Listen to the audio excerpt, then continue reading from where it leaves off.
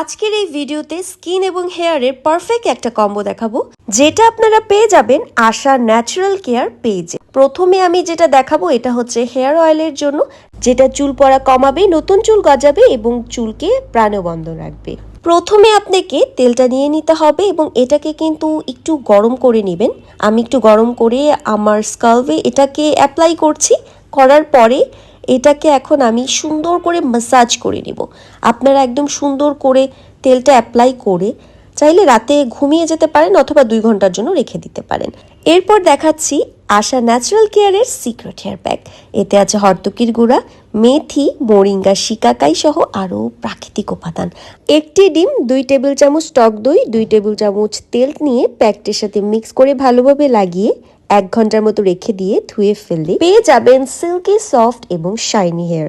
আশা natural কেয়ারের saffron soap, goat milk ও কেসারের ছোঁয়া ত্বককে ময়শ্চারাইজ, দাগহীন ও প্রাণবন্তন করতে এটা কিন্তু অনেক বেশি সাহায্য করে থাকে। এটাতে কোনো প্রিজারভেটিভ না থাকায় এটা স্কিনে কোনো ক্ষতি করে না। আশা ন্যাচারাল কেয়ারের এই সিক্রেট ফেস প্যাক, এটা দিয়ে পাবেন গ্লোয়িং একটা পারফেক্ট পার্লার লুক।